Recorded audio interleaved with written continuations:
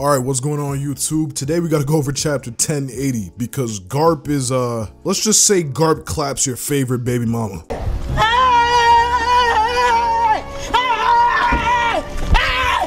Why are you running? Why are you running?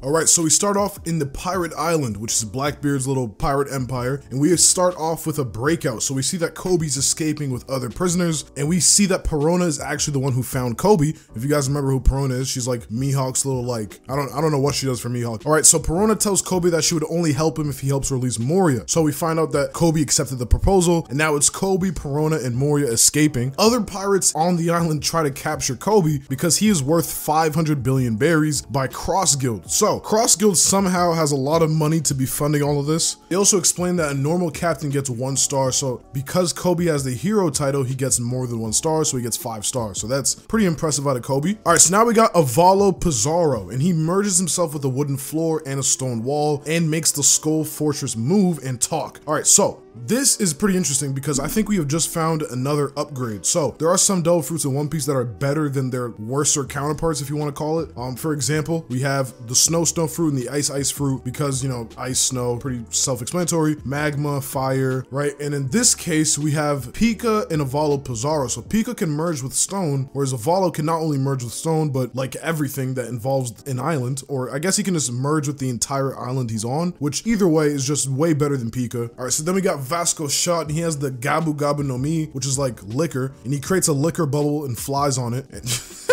So this, I don't know, this fruit's kind of stupid, but I don't know, it could be overpowered. I'm not sure how strong liquor could be because Kaido kind of made liquor seem pretty powerful. So who knows, maybe Vasco Shot has like his own drunken style of fighting. That would be pretty cool to see, but I don't know. All right, so then we get a flashback from Teach and Kobe. And this is actually very important because Teach explains his dream. He explains his motives for the first time in the entire series. He says that he wants to be king of Hachinosu, and that's why he kidnapped Kobe in order to extort the world government. So what to take away from this? Is this the only thing Blackbeard wants? Does he only want to be king of Hachinosu? That's unclear. Me personally, I feel like he has a bigger goal in mind, but this is definitely a part of it. Or I could be wrong and all he wants to do is, you know, rule over Hachinosu, which, you know, is not a bad dream. He wants to have his own territory. That seems pretty good to me. Now we got Kobe explained to Teach that he is a sword member. Sword members are Marines who are officially resigned and return their codes. They can attack Yonko without the approval of the world government, and they're not bound by the chains of command. But Marines take no responsibility for them and can cut them off at any time. Right, so what to take away from this? There are a couple people that come to mind. First of all, Fujitora,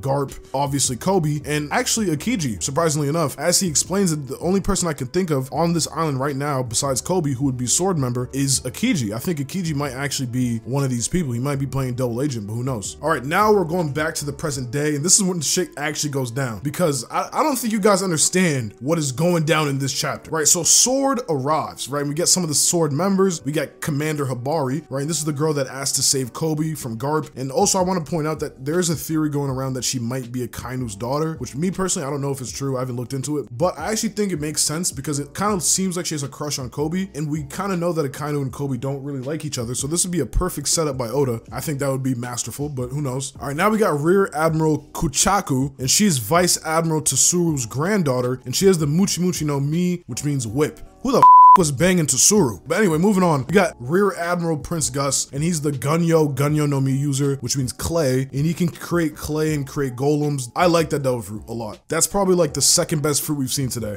All right, one thing I like about this chapter, we are finally getting some Marine wank because the Marines need a win, man. The Marines for so long have been looking weak, and me personally, I'm the type of person who I don't like to scale anybody on the Yonko level until they show that they're comparable to the Yonko in some way, shape, or form, right? So for me personally, I've never put Garp on the Yonko level because of that. But after today, that ends. All the Garp downplay, it's done. No more Garp downplay. From now on, we respect Monkey D. him. All right, we respect that man. We see Garp's ship appearing in the sky. And if you guys remember Marineford, this is kind of like a little similar to the way Luffy's ship was falling. Also, I'm not sure if this ship has like its own coup de burst, but it kind of looks like the Thousand Sunny when it like flies in the sky. So I'm not sure if that's something they have on their ship. Now we got Monkey D. Garp dropping in the middle of the island and uses a massive punch attack called Galaxy Impact, right? The kanji technically means fist bone impact, but I'm calling it Galaxy Impact for obvious reason. Garp's punch destroys the entire town. And Garp says, "Do you know who you kidnapped? Kobe is the future of the Marines and my beloved apprentice. Let's go! We get some Kaido energy, let's go!"